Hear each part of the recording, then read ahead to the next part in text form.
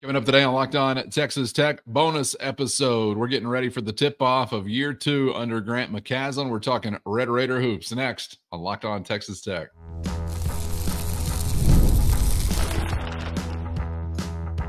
You are Locked On Texas Tech, your daily podcast on the Texas Tech Red Raiders. Part of the Locked On Podcast Network, your team every day. Great to be with you again on Locked On Texas Tech on the Locked On Podcast Network, your team every day, always free and available on YouTube or anywhere you get podcasts, sometimes even multiple times a day.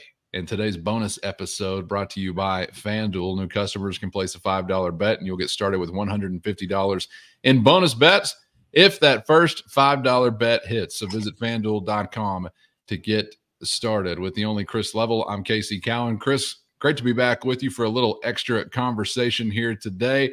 As worlds are now colliding, round ball season is upon us. Depending upon when you're listening to this, well, game 1 may have already been played, but if you are joining us on Tuesday, election day, tip-off day, well, the Red Raiders are coming up in action from United Supermarkets Arena to kick off year number 2 under Texas Tech head coach Grant McCasland, and we wanted to spend a little extra time with you getting ready for not only that one, but the season at large, because there are a lot of new things to consider. Thankfully, some impact returners going to be a part of this deal as well, but some of the most exciting faces are in red and black for the first time. We'll get to some of those guys in just a moment, but first, let's take a listen to Tech head coach Grant McCasland talking generally about kicking off this year, leaving a busy offseason, and finally getting down to business. Here's Coach McCasland. Had an eventful offseason. It's so much fun to actually get to play in basketball. You know, I mean, I think everybody starts talking about, well, this is what the team could be, and you're recruiting, and you're trying to go around and talk. I'm just excited we get to actually play. And our team's been practicing extremely hard, and this being the 100th season of Red Raider basketball, how cool is that? And to be able to compete in the best league in the country in the Big 12 in the 100th season. And I feel like we've got a good quality of depth.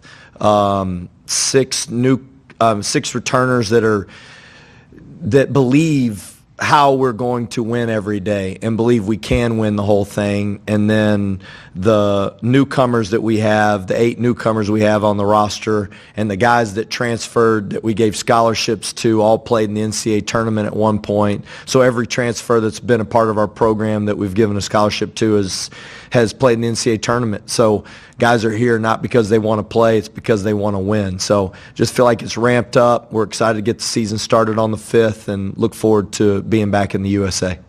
That was a common thing from a year ago, or I should say a calendar ago, as he talked about wanting to bring guys to this roster that had NCAA tournament experience, Chris. And he talks about belief there, which I'm sure is fairly easy to have when you've got the proof of performance that Coach McCasland has. I mean, year 1, I don't know about you as a Tech basketball fan, but I was close to being blown away with the success that we saw last season, and excited to see plenty more of it this year. Yeah, you know, and obviously you enter a year where you've got, you know, for the first time ever, you're going to play 20 regular season conference games. And the league got, you know, without Texas and Oklahoma, it got tougher, not easier. Because of the addition to Arizona and you know, Colorado had like 2 or 3 draft picks off of their team last year. They're picked to do nothing this year, but it's like, I mean, you know, don't sleep on some of these new additions, I guess is my point. But it's a fun, stressful, busy time of year for a lot of folks because the whole crossover season. I'm trying to, I try to compartmentalize. I'm like, okay, what am I doing right now? What is going on? I mean, yeah, you got two basketball games this week and a football game. But you got to start somewhere, and yeah, the Red Raiders and Grant McCasland will start against Bethune-Cookman, the Wildcats, who were coached by, how about this? I remember him as the Sacramento Kings head coach, but also remember him as like a part-time sitcom actor at the time. Great dude, from what I remember, Reggie Theus. That's right. You know, and I want to say he scored like 19,000, 20,000 points in his NBA career, but phenomenal guy by all accounts. And I've always admired him from afar and all that stuff. And just like a guy that, because I think he was right up the road at Mexico State there for a bit. He's had some tough jobs. I mean, Bethune-Cookman and New Mexico State, these are not easy jobs in this space, but I think that'll be fun to have him at the arena on a Tuesday night. But I'm like a lot of people, I'm curious about the Tech team. I'm excited about it. It's like anything else. We get focused on a lot of the new pieces because I feel like with Darian Williams and Chance McMillan and Kerwin Walton and Emily Alaho and guys like that. But it's like, I want to see what's Kevin Overton about, what's Christian Anderson about, what's Elijah Hawkins about, what is JT Toppin, what are those guys about? I'm forgetting some, but you get my point. Federico times two, all of those guys. Like, what does it look like? And then these are everybody. I mean, you hear Grant McCasland say, yeah, we have 8 newcomers, and you're a lot of these teams that you're going to face in the next month to 6 weeks, they're going to be completely new because they're lower level mid-majors. And if they had anybody good on their roster, somebody scooped them up and paid them. Just kind of how it works, unfortunately. But it doesn't matter where you are. One of the biggest challenges these coaches all have is, I don't really know what I've got, and I certainly don't know if I've got any kind of culture with my program because I'm starting over. And so luckily for Grant, I mean, like, you've got Chance McMillan and Kerwin. Kerwin's all of a sudden been here for 3 years now. He's like the old head, right, in the program, although he's played for 2 different head coaches. But you have Kerwin, you have Darian, you have Chance. Those guys know what it's supposed to look like under Grant McCasland, and that is key. They can kind of point other guys in the direction to keep them out of trouble, to say, hey, man, coach is really big on this, or he's big on that, or he's not big on, whatever it may be. And I think you have a bit of an advantage over some. But heck, man, you look around the Big 12, a lot of people brought back the bulk of their roster. That's what makes this league so scary. So anyways, but I'm excited to see them get going and kind of see what they're about. And Grant's talked a lot about, we got to be better defensively, and some different things. Yeah, I'm glad you brought up Reggie's acting career. I sort of forgot that he was the head coach of the Deering Tornadoes. Wasn't it?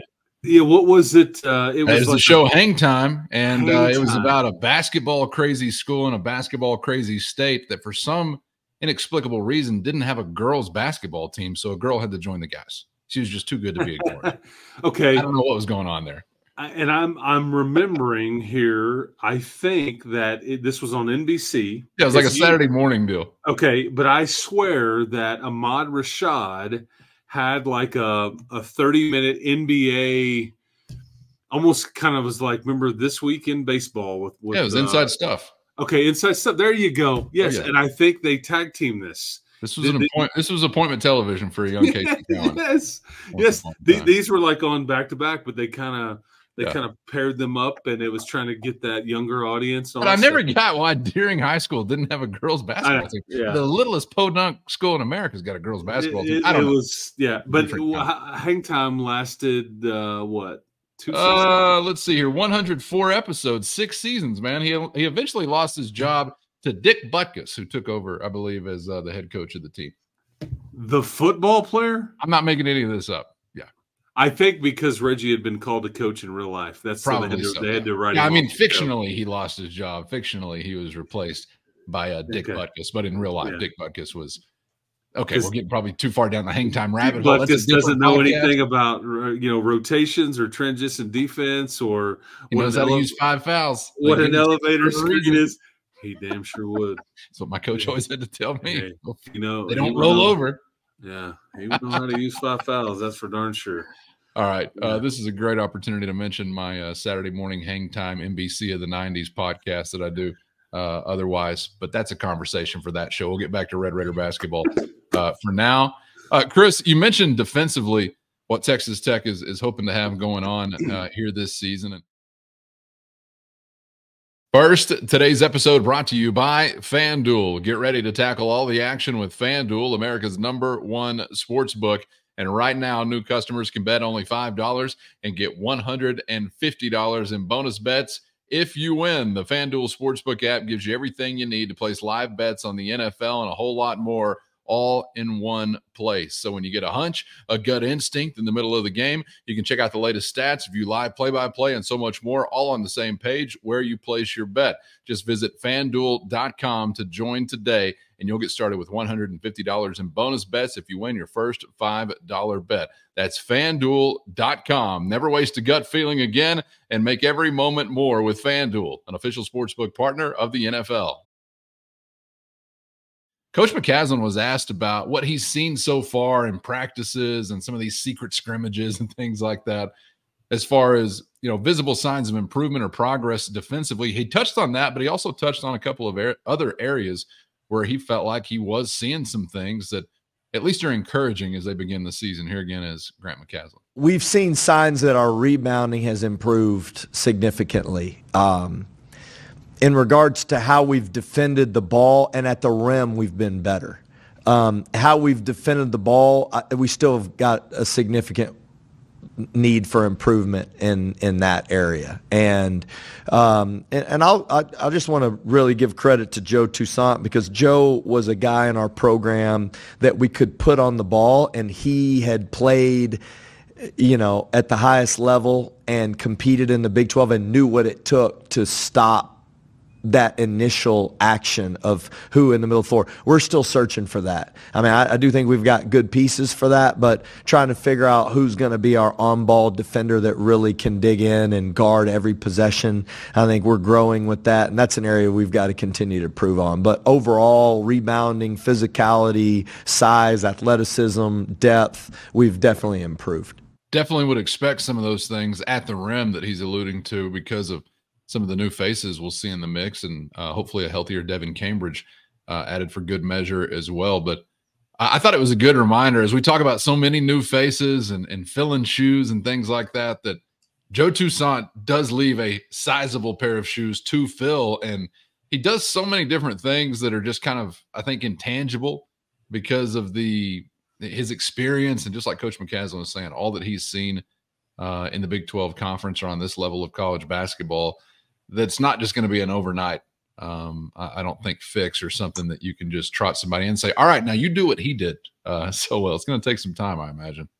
Yeah, I think Joe and Pop both, for different reasons, leave some big shoes to fill. I think nobody walks around. We talk about shooting and how many points you score, this and that. Nobody walks around going, I want to ponder who our best on-ball defender is in this team.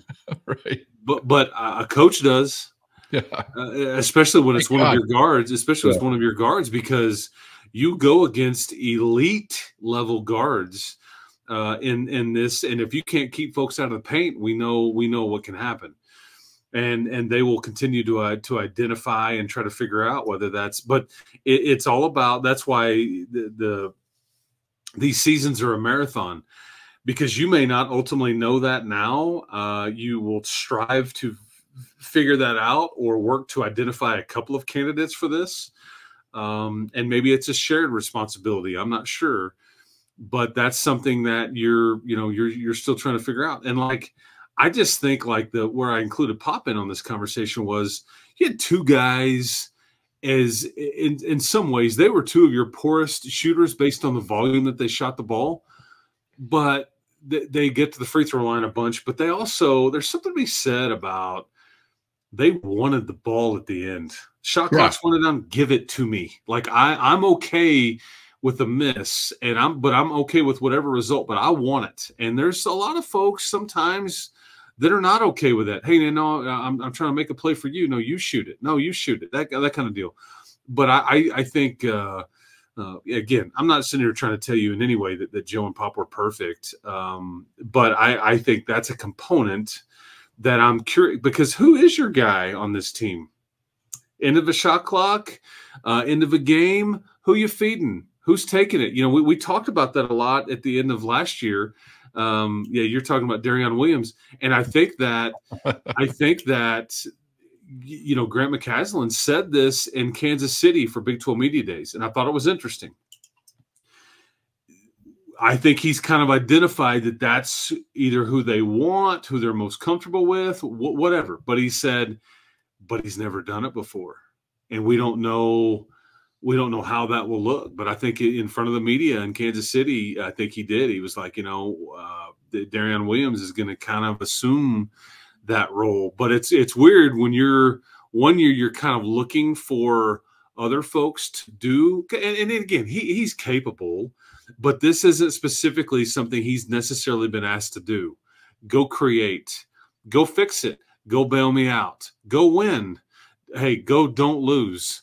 Well, however you want to phrase all of these things, that's quite a bit different than what he was being asked to do last year, when he was far from just a complimentary guy. I mean, he was one of your most consistent players all throughout, and his strength of weakness, or his strength as a player is lack of weakness, I guess is what I should say. He's just pretty much good at everything.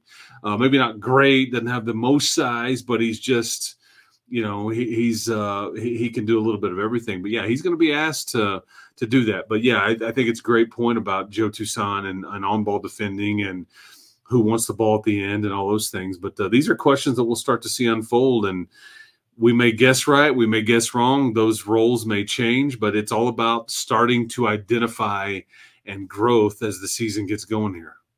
I got to be honest, I really felt like there were several guys that showed some clutch capability a year ago, even if there wasn't one or the other that sort of became that dude down the stretch. But I mean, and also with Darion Williams, I mean, by the time you got to the NCAA tournament, I'm like, he's your best player.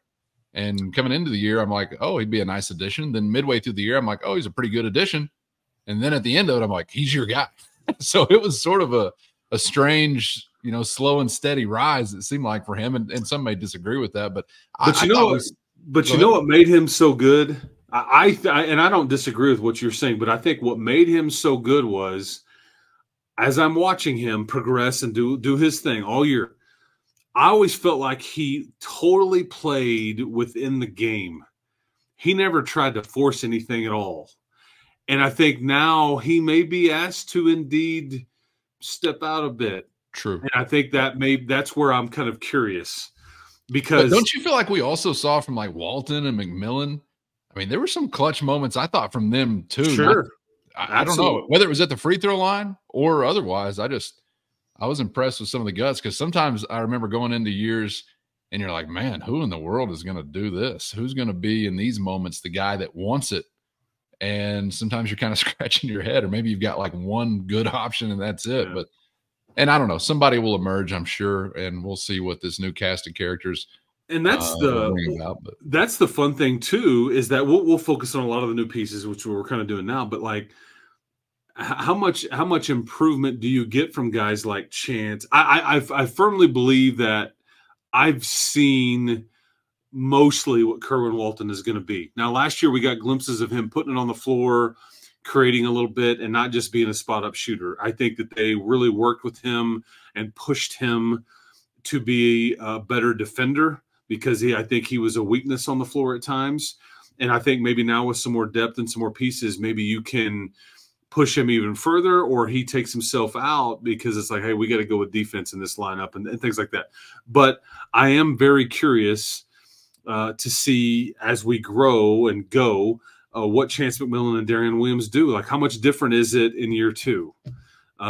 Is it, can you get better than what you were? Is it about the same? Do you sacrifice a little bit because you've got different pieces around you, and that they need to do this or that for the team a bit? So that is always fascinating. I think that's what Grant is really good at, is figuring that out. And that is very difficult to figure out. And you may have one thought process, as you enter into the opener, but heck, man, you may pivot like 2 weeks from now going, you know what, this isn't working, or we need to get more of this out of this individual, or we're asking this individual just simply to do too much. But like, when is Devin Cambridge? He's a guy is he full go immediately? First, today's episode brought to you by ZBiotics. ZBiotics Pre Alcohol probiotic drink is the world's first genetically engineered probiotic. It was invented by PhD scientists to tackle rough mornings after drinking. Here's how it works. When you drink, alcohol gets converted into a toxic byproduct in the gut. It's this byproduct, not dehydration, that's to blame for your rough next day. Pre Alcohol produces an enzyme to break this byproduct down. So just remember to make ZBiotics your first drink of the night. Drink responsibly, and you're going to feel your best tomorrow. So go to zbiotics.com/lockedoncollege to learn more and get 15% off your first order when you use our code LOCKEDONCollege at checkout. ZBiotics is backed with 100% money-back guarantees. So if you're unsatisfied for any reason, they're going to refund your money. No questions asked. Remember to head to zbiotics.com/lockedoncollege and use the code LOCKEDONCollege at checkout for 15% off. Like, when is Devin Cambridge?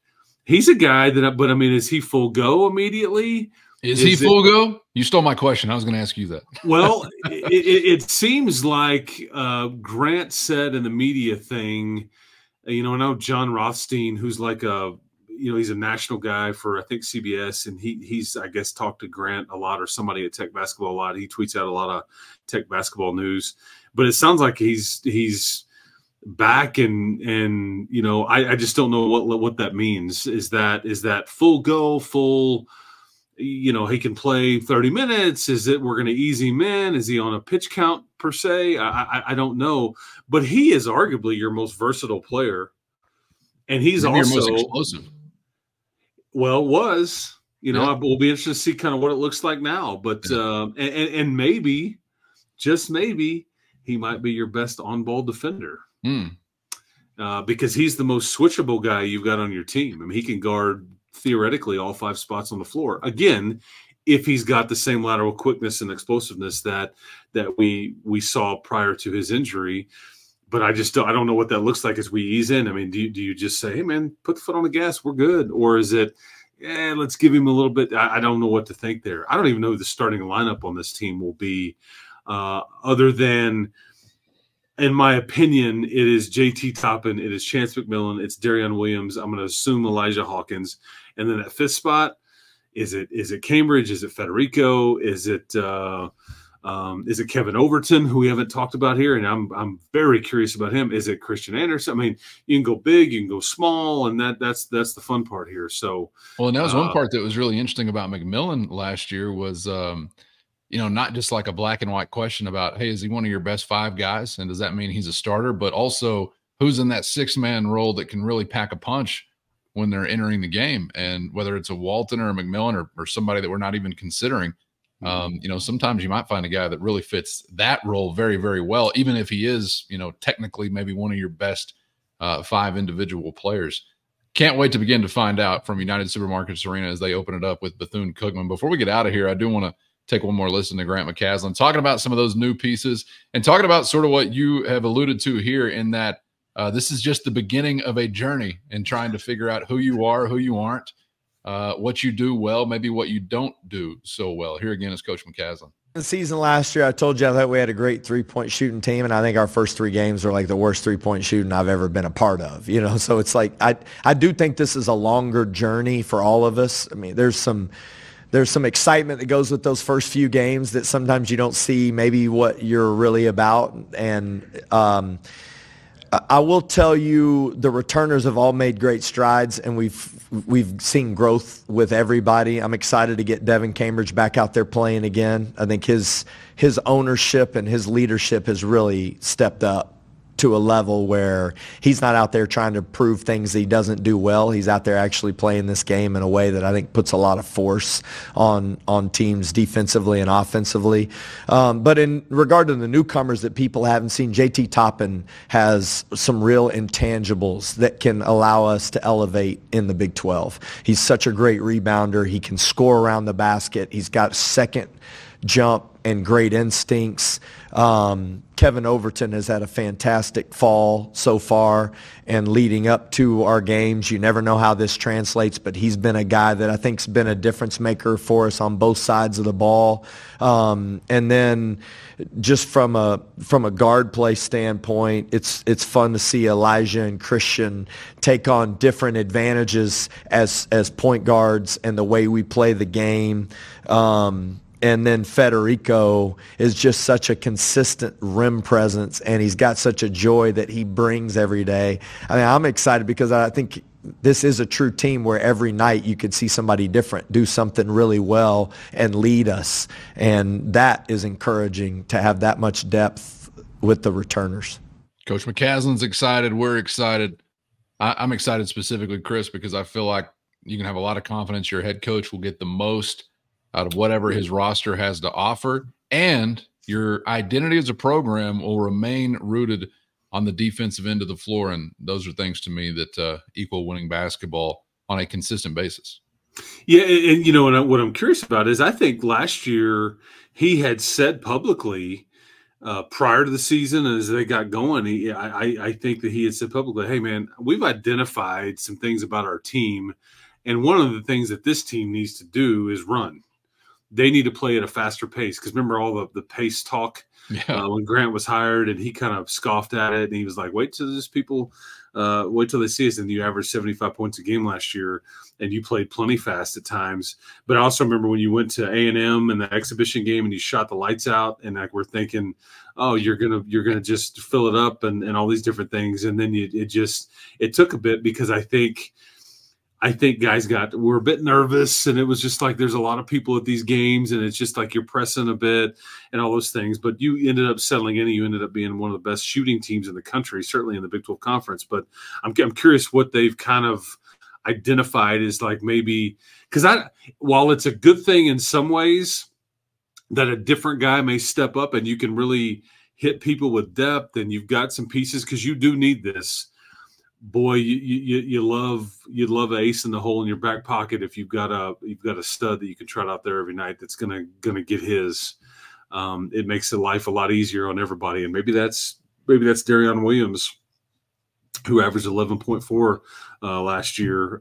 Chance McMillan averaged 10.8. So we'll see if those guys can kind of maybe grow those numbers a bit to where maybe they are your consistent guys, and at the very minimum, maybe a different guy does step up and carry us any given night, or leads us any given night, but you're getting something from those two guys specifically every single night out.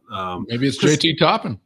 And he had 12 double-doubles last year. I think he was in double figures points-wise 23 times last year. 12 double-doubles.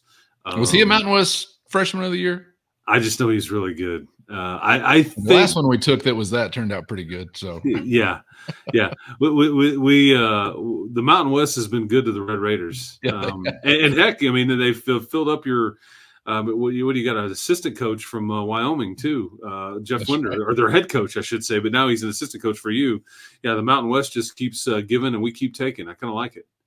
Yeah, I don't mind that at all. So hopefully there'll be another one to rise from that league this year. Have a great individual year, and then we'll welcome you to come on down, I suppose, to the LBK.